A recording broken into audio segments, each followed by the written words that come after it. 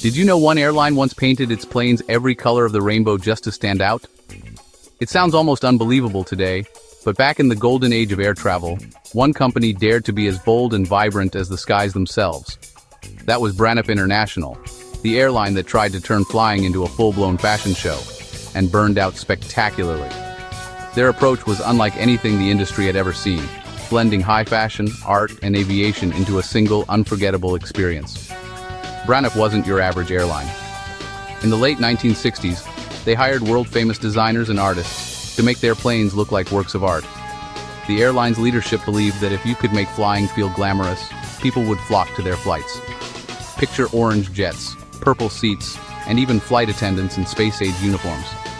Every detail was carefully crafted to dazzle passengers, from the moment they stepped onto the tarmac to the second they buckled up in their seats.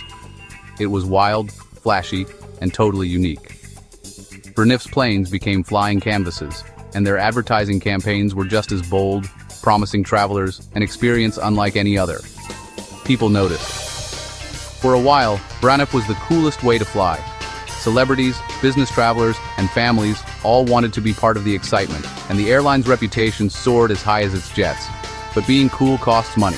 All that style, all those innovations, came with a hefty price tag. The company's spending was as extravagant as its image. Braniff spent big. They bought a ton of brand new jets and even launched the first Concorde flights in America. The airline wanted to be seen as a leader, not just in style, but in technology and reach. They wanted to be everywhere, all at once. Braniff expanded rapidly, opening new routes across the US, Latin America, and even to Europe. But here's the problem. In the airline business, style only goes so far. Underneath the glitz, airlines still have to deal with the harsh realities of fuel costs, logistics, and competition. The 1970s brought oil crises and economic chaos. Fuel prices skyrocketed and the global economy took a nosedive, making it harder for airlines to stay profitable. Costs soared, but Braniff kept spending. Instead of slowing down, they doubled down on their ambitious plans, hoping that their unique brand would keep passengers coming. They stretched themselves thin, flying to places where hardly anyone bought tickets.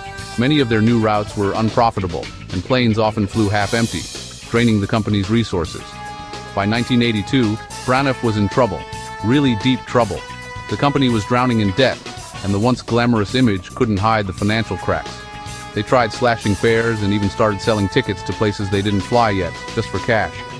It wasn't enough. Desperate measures couldn't save them from the mounting losses. On May 12, 1982, Braniff ran out of money and shut down. The announcement shocked employees and passengers alike, leaving thousands stranded and an industry stunned. Just like that, an airline that once flew high above the rest was gone. Its colorful jets were grounded, and its legacy became a cautionary tale. Why did Braniff burn out? Was it just bad luck? Or did their ambition outpace their business sense? They were bold, creative, and obsessed with standing out. But they forgot the basics: flying on time, keeping costs down, and filling seats. In the end, the fundamentals of running an airline matter more than the flashiest paint job. Sometimes, being too different can be risky, especially with razor-thin margins. The airline industry is unforgiving, and even the most dazzling ideas can crash if the numbers don't add up. But you know what? Braniff's spirit still inspires. Airlines today still chase that dream of making flying feel special. The idea that air travel can be more than just getting from point A to point B lives on, thanks in part to Braniff's daring vision. Maybe, just maybe, Braniff flew a little too close to the sun, but they showed the world how dazzling the skies could be.